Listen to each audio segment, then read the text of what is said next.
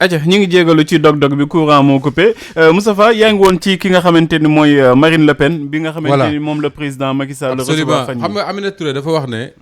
coow lii question wu Cheikh Hadjibou Soumaré yi indi yëpp su fekkoon ne recevoir wu ko duñu àgg foofu te effectivement wax na dëgg Marine Le Pen bari na capitale Afrique yoo xam ne su bëggoon su sañoon ñu recevoir ko fa les gens ils disent non même en Europe laa la wax en Europe am na ay réew yoo xam ne duñ ko recevoir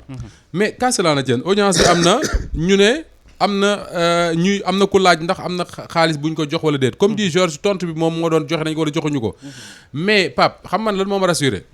mooy mbir mi dadul yam Sénégal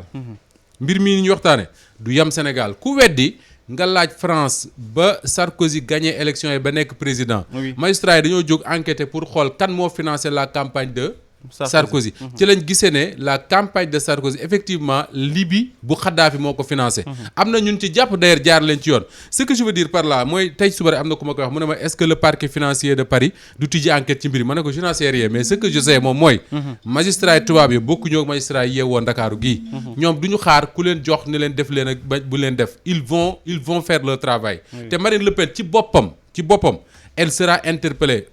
par les médias français mais également par l'opinion publique en France moom ci bopp dina wax ce qui s'est passé mu wax ne jox nañ ko mu wax ne bañ nañ koo jox on n'en sait rien mais en tout cas elle parlera beneen bi Pape moo di ne quand même ñëpp xam nañ ne le front national de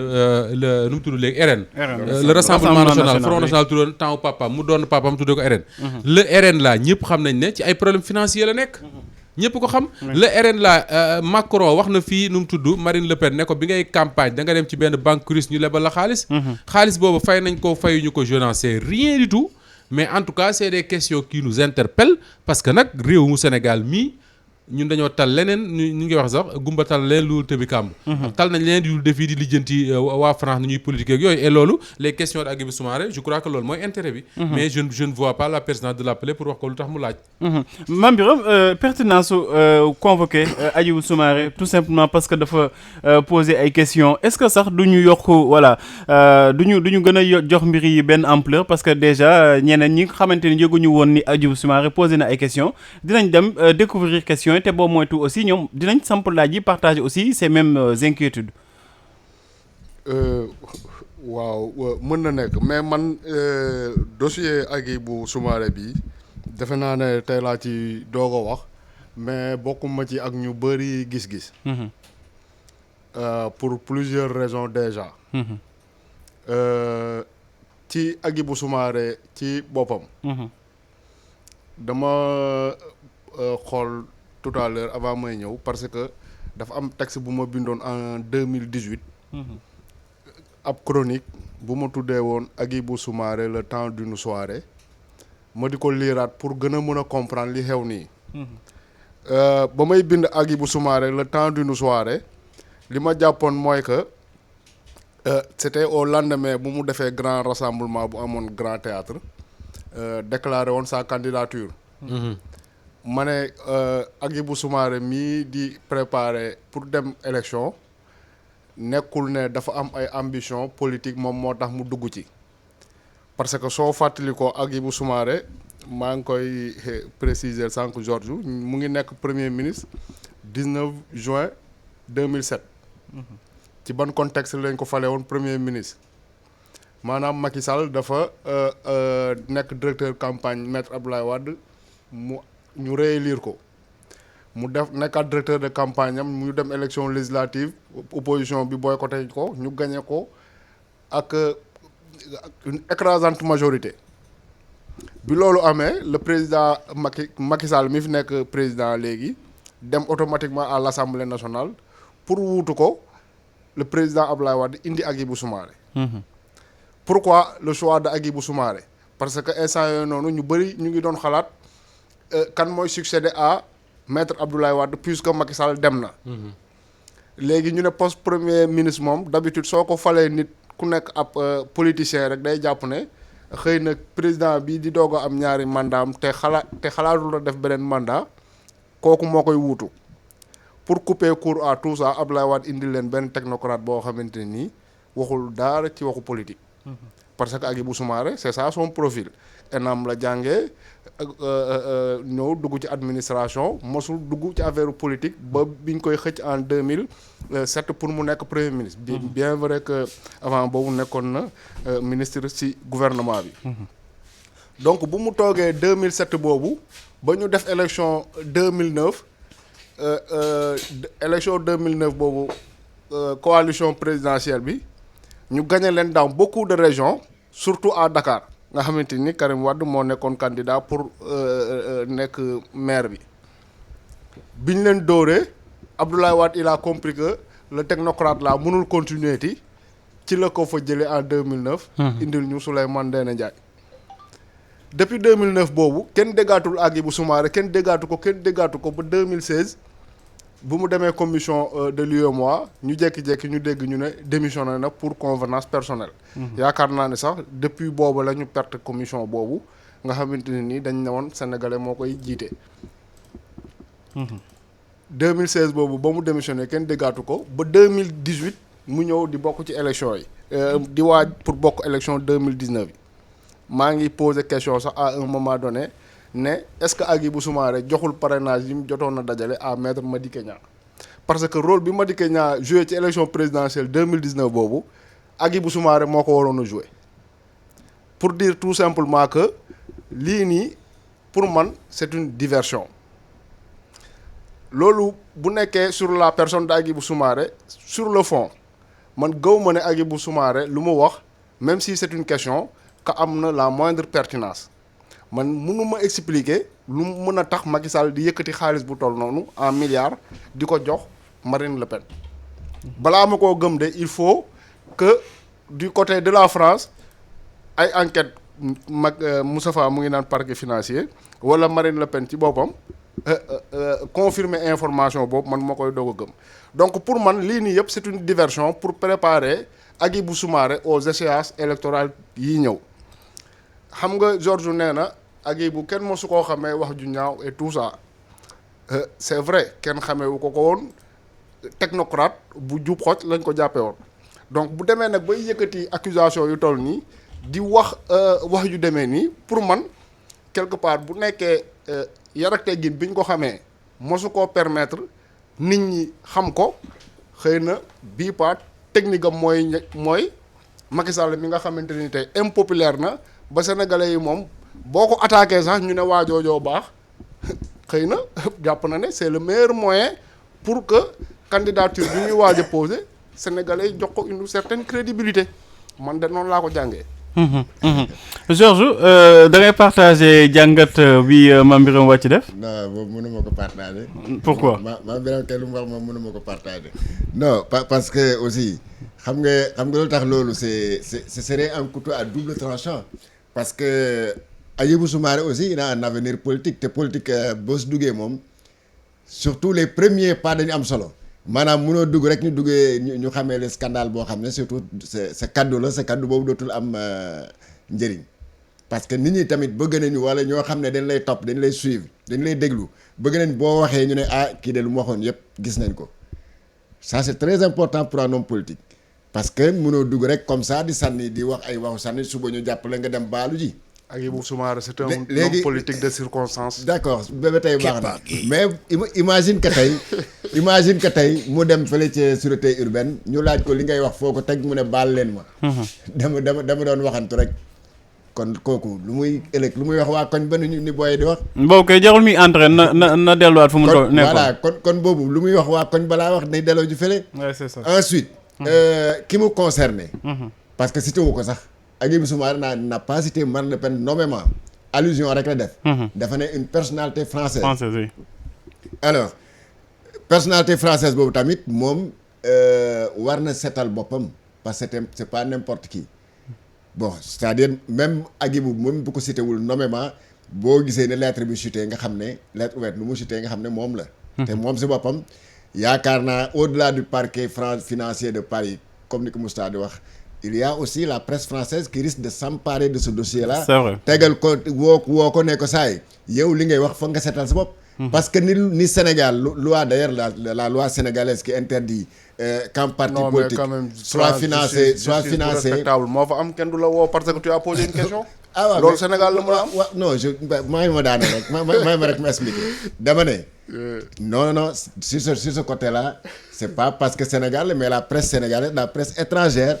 bi nga xam ne ñu ngi topp seen loi parce que la loi française day interdire qu'une banque étrangère wala quand milliardaire étranger mun a financer. financement étranger rek en financement étranger. Sénégal da koy bañ. Sénégal da koy bañ te gis nga ko fii nee naa la Macky Sall mos nañ ko bu fële sûreté urbaine bi ko Macky Sall bi ko président Abdoulaye ne yow da ngay dañ la may ay saako xaalis fële ci Gabon. de la même manière aussi waa France am nañu droit topp Marine Le Pen ne ko saa waay seetalal sa bopp si li ñu dégg parce que surtout yow la. yaa fa dem ñu defal la dédicace bu neex dédicace boobu sax naas ñëwaat alors te donc xaalis boobu yow dañ la jox xaalis wala joxe na xaalis. son service de communication même bu nekkul moom taxawul service communication am dina am na droit génn ne nii la demee wala nii la Marine Le Pen kii. Marine Le Pen bu ñëwee fii dédicace bu neex lañ ko defal votre vision pour le partenariat France Sénégal vision Marine Le Pen partenariat Sénégal lan ban vision la am si partenariat boobu. vision bu mu am si partenariat boobu. ku ne na toog sa dëkk. mooy nag ku nekk si toog si dëkk vision boobu jar nañu koy félicité bi di ko bind si livre loolu mooy danger bi xanaa vision boobu ñuy xalaat kay loolu la ñu ne kon vision boobu mu am noonu. comme Idrissa taxaw na fii ne ko vision Macky Sall mu ngi. jëm ñaar Russie man vision Marine Le Pen déranger wu ma léegi Marine Le Pen nu ne ko yow sa vision moom pour l'Afrique on te félicite pour sa vision boobu. peut-être vision boobu moo tax peut-être ñu jox ko xaalis. xam nga vision bi jar na félicitation. Pape Matar oui. am na benn émission fii ma ne. suba Abdou Mbow su génnoon APR def benn vidéo commencé attaquer Macky Sall. Sénégal bi yëpp topp ko ne mooy guerrier bi. Sénégal tout le temps on est dans l'émotion. tey jii nii contre nañ Macky Sall de sorte que accusation bu jëm ko rek ñu ne dëgg la. alors que loolu. mais bu wax Sénégal yëpp am na Sénégal yu koy tàccu yow tamit. yuy tàccu kan. Macky Sall. non bu ma nee sénégalais yëpp bon bien sûr ñi gën a bëri moo tax may wax waxum mënu Marème Faye Sall. neel rek am na sénégalais yoo xam ne bañ nañ ko. nga ne. ma ne da ngay ne am na sénégalais yoo xam ne. non Georges bu ñu nee il est impopulaire xam nga bu ñu nee il est impopulaire ça ne veut pas dire que ne 99,99% ils sont contre lui. déjà 60% suñu àndut ak yow rek tu es impopulaire. waaw mais xam nga loolu. waaw man côté boobu laay waxee. mais loolu amagul. léegi firnde loolu boobu nag da nga si amagul firnde bu leer. loolal la. 60% yi. impopularité président Macky Sall. waaw kon non Georges. y a beaucoup de choses qui prouvent que Macky Sall n'est plus est très impopulaire waxuma sax impopulaire de est très impopulaire. bu nekkee élection nga bëgg élection yi fi mujjee passé ça prouve également que le pouvoir est loin d'être majoritaire. soo jëlee voix yi wàllu am nga boole ko voix yi Yewwi am plus de 50% la. mais là n'est pas le débat li ma bëgg a wax rek mooy que. tey ñi nga xamante ni ñu bëri sénégalais yu bëri suñu déggee kenn koo xamante ni nii àndoon na ak président Macky Sall jékki-jékki commencé koo sànni xeer rek ñu ne waa ji kat mooy waa ji dal nañu fi si maître Moussa Diop waaye Yewwi gis ko mu commencé attaquer le président Macky Sall génn na foofu. ñu fàtte ne moo fi waxoon Fuuta lii moo fi defoon lële nekkat comme mu ngi attaqué le président di waxu troisième mandat c'est le bon gars nu mu mujjee dañ ko accueillir ci seen biir mu nekk foofu ba mu nekk mu claquer la porte tey jii nii saa yu defee sorti attaqué leen donc pour man surtout ak période bi nga xamante ni on est à des mois de l'élection. Hadjibou Soumaré c'est un mais di nga fi gis d'autres personnalités yoo xamante ni dañuy jàpp ne le meilleur moyen. D'entrer dans le cœur des Sénégalais yi nga xamante ni ils insupportent Macky Sall mooy nga sànni ko xeer te Hadjibou Soumaré yaa ngi koy wax sànq mënul am ambition politique. Hadjibou Soumaré c'est un technocrate boo xamante ne nii pratiquement toute sa carrière daf ko def entre quatre murs buggul mais soo ko liggéey bi mu defee grand théâtre son discours là mais soo ko déggee muy wax nga xam ne kii nii. xëy na mën na nekk un technocrate mais amul charisme boo xamante ni mën na ko permettre mais mu am 5% à des élections tey jii nii kooku su ñëwee ak diggante bi période bi ñu toll nii mu ne le président Macky Sall kat maa ngi koy laaj ndax mayul 12 millions d'euros à Marine Le Pen xam nga bu ne Abdoulaye Wade jox na mallette à Ségura ñu ne kat mooy Ségura c'est le représentant du FMI kooku kat am na loo xam ne rôle boo xamante ni mu ngi ko doon jouer au Sénégal mu am peut-être sax intérêt bu war a mën a tax ñu jox ko maletu 100 000 boobu mais tey jii nii lan mooy intérêt wu Macky Sall muy jël ay 9 milliards di ko jox Marine Le Pen lan mooy intérêt bi déjà suñu poser question boobu te financement bi ngay wax noonu xëy na un président mën na ñëw jox la xaalis fii au Sénégal ab mallette personne ne s'en occupe mais un homme politique français comme ni nga wax ne c'est interdit au Sénégal nga jël ay financement étranger c'est également interdit pour ñoom foofu rawatina en France soo fa nekkee homme politique Sarkozy li ñuy wax ne Kadhafi a financé sa campagne nu ñu demee ba xam ko parce que foofu dafa am montant boo xamante ni ci sa campagne électorale waroo koo dépasser foofu la affaire bi njëkk a commencé fuiter en tout cas man c'est ça ma position. xam naa ne Hadjibou Soumaré moom day yëkkati day yëkkati pënd bi rek. may ma tuuti rek daa am li ma bëgg a tontu. day yëkkati pënd bi rek. yow da ngeen wax ne léegi ku bëgg a siiw rek da ngay attaquer Macky Sall parce que il est dans le cœur des Sénégalais. waaw bon ça peut s'expliquer xam nga tamit affaire opposition noonu lay fonctionner en politique. En politique l'opposition ne veut jamais de soustraction. parce que ay mbirum sanante xeer la booy sanante xeer ak sa adversaire nga gis que ne yor a saako xeer mais kaaw leen xewlu yow da nga ne kaay ñu jàkkaarloog sa waay. mais doo ko naan déet sa saako xeer yooyu tàggoon ak moom fële ngay sànni yow kenn da nga ne saa kaay ñu booloo sanante kii parce que kële si jàll la toog. te xam nga si jàllu xeer la toog kon Hadjibou Soumaré yow la preuve la plus palpable mooy Mimi Touré nga xam ne am na ñoo xam ne sax si biir opposition bi à commencer par de Ousmane Sonko sànni leen ay xeer fii. nee leen Ousmane Sonko yow faw nga wax taxaw Sénégal fii ne man effet bokkuma effet nu mu tudd sax MFDC. c'est loolu yàggul ça ne fait même pas 4 mois. yoruñu agenda Sud Beauté voilà donc loolu yëpp wax na ko. mais gis nga léegi bu mu ñëwee fekk si mbooloo mi waa opposition dañ ne kii kat gan la kat te xam naa yor na ay xeer. mais Georges loolu li koy def c'est l'impopularité. waaw c'est le waaw mais loolu li koy def c'est l'impopularité du président. mais waaw kii fekk tey yéen a ngi wax Aminata Touré di wax Cheikh Hadjibou Soumaré di wax Moussa Diop mais bul fàtte ne Idrissa Seck yàggul dara. Enfin je dis pas que attaqué wul Macky Sall mais li mu tuddee des conseils ou des prières rek gars yi dañu commencé naan voilà le vrai Idrissa Seck bi ñu xamoon. Pourquoi parce que li mu wax noonu daf leen arrangé ça prouve que tey y a beaucoup de Sénégalais man je pense pas que dañu nekk dans l'émotion ou pas mais y a beaucoup de Sénégalais qui pensent tey jii que ne soo waxee lu leen arrangé mooy wax lu baaxul ci nguur gi rek c'est bien. tu es bon y a aucun souci par rapport même nous de la presse il suffit nga wax loo xam ne dafa baax ci Macky Sall ñu ne wóop c'est pas le bon journaliste mooy ki nga xam ne comme Pape Makhtar day ñëw wala Moustapha Diop wala Georges day ñëw di attaquer le pouvoir de Macky Sall loolu c'est une réalité au Sénégal. mais dama ne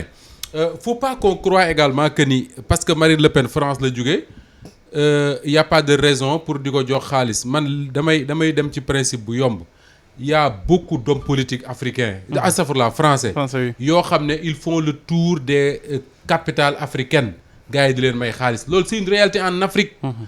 tey y a beaucoup de gens yoo xam ne dañu tudde seen bopp ay monsieur Afrique ak je ne sais quoi c'est des porteurs de mallettes c'est des gens yoo xam ne ils ont ñoom maître Bourgi. oui y a des c'est des gens yoo xam ne dañu am adresse su contact gu président de la République yi mën na leen a woo saa yu leen neexee di lijjanti ay audience fii ay audience fële et cetera. et puis faut pas croire non plus que ni France dañu interdire financement bu dem bu jugee ci étranger dem ci seen classe politique bi que ni amul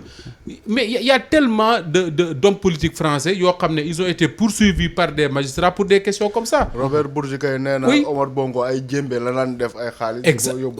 voilà. Chirac wax na lu mel noonu l'argent qui venait des palais africains. ak yeneen tey jii soo demee France seen classe politique yi ba am na ñoo xam ne poursuivre nañ leen pour des questions de ce genre. Je cite souvent le cas Fillon je cite également le cas Cahuzac pourquoi parce que dañu waxoon ne France amoo droit un compte à l'étranger il avait un compte à l'étranger di ko nëbb cela veut dire quoi que ni les hommes politiques français peut-être ñoo tane ñun parce que ñun yor man je pense que li ñuy def moom gisuma kenn ku ko mën a def mais ñoom également il arrive qu'il fasse des conneries je m'excuse de le dire comme ça alors que Marine Le Pen ñëw en Afrique parce que son parti est traversé par une crise financière boo xam ne soo liiree tuuti rek la presse internationale da nga koy yëg lan moo ko fi andi je n'en sais rien du tout est-ce que dafa ñëw ci Macky Sall pour wut xaalis je n'en sais absolument rien du tout mais je dis simplement que je ne l'exclus pas beneen bi mooy su fekkee ne Cheikh Hadjibou Soumaré Mame Birame a raison ses ambitions politiques je ne pense pas que mu espère nekk président du Sénégal quand même parce que il a tellement les autres ont tellement de longueur d'avance sur lui que yaakaaru mën ko rattraper mais tey le fait de poser cette question-là les dégâts que ça crée aussi bien du côté du pouvoir que de son côté lui-même je ne pense pas que Macky Sall am ci intérêt ba ñuy xool Hadjibou comme son pion wala Hadjibou am ci intérêt bañ koy xool comme un pion de Macky Sall pourquoi parce que le fait de poser cette question-là tey Pape au niveau de l'opinion national bii ñu nekk nii y a beaucoup de Sénégalais Georges me dira que t'as pas fait de statistiques xaw ma lan de sondage pour le savoir mais je suis sûr que y a beaucoup de Sénégalais yoo xam ne tey ils ne sont plus ñoom à l'étape de question ñoom Hadjibou Soumaré question la posé ñoom dépasse nañ question ñi ngi ci beneen étape ñi ngi naan jox na ko de la même manière tey Cheikh Hadjibou Soumaré su génnee dans cette affaire là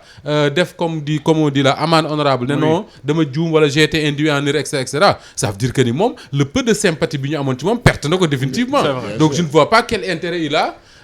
je sais pas moi à faire ça en espérant un gain politique moo tax mu formuler ko en question parce que Hadjibou Soumaré doful xam na luy xaalis ku nekk président commission UEMOA xam nga bu baax en plus de ça su demee ba mu leer ko ne il a des éléments qui montrent que le président Macky Sall jox na à Marine Le Pen xaalis mais du poser question da koy bind wax réellement que am na ay éléments yu ko permettre mais su poser question maanaam que fa ñuy mujjee kenn du am dëgg fa ñuy mujjee kenn du am loolu mën na am mais xam nga du ñu xam ndax jox na ko xaalis bi en réalité te Hadjibou Soumaré tamit comme ni Moustapha di wax il n'aura pas tort parce que question la posée tout simplement léegi nag xam nga lan mooy intérêt wu Hadjibou Soumaré candidat bu ñu nee le président day choisir ay candidats moom mooy choisir ay candidats xam nga depuis 2019 ñu ngi koy wax Hadjibou Soumaré statut am permettre na ko tey maa ngi expliquer ci benn live bu yàggul dara di naan élection 2017 yi 2007 yi législative yi bi ko opposition bi boycotté dafa am ku tëbee fële créer coalition bu tudd waaru yi di Modou Diagne Fada jógee ci elu ci PDS yi mais c'était pour crédibiliser élection boobu maanaam élection boo xamante ni jàpp nañu ne ay PS AFP ak tous les partis de gauche là bokkuñu ci élection boobu kat elle n'est pas crédible léegi pour ñu ne moonte amoon na benn opposition ñu solal Modou Diagne Fada mbubu opposition muy opposition lu pour affaire bi am crédibilité léegi bu ñu nee dem nañu élection Macky Sall ñoo teg fi parrainage bi éliminer certains candidats Hadjibou Soumaré buruxlu ba dugg mais aux yeux de l'opinion internationale mais c'est quelqu'un de connu dañ naan kii kat comme bokk na ci élection yi xëy na élection bii nii am na une certaine crédibilité alors que ñi nga xamante ni ñooy compléter les candidats que Macky Sall aura choisi xëy na ay Malick Gakou lay doon ay Bougane mu leer na la ne ñii moom mënuñu jaar fenn ba gañe ko. Georges tey jii Moustapha mi ngi koy laaj tey ki nga xamante ne dañ koy jiiñ ci wàllum xaalis ak kii voilà yooyu noonu est-ce que am na intérêt quand même di jouer ce jeu moom Macky Sall di wut koo xamante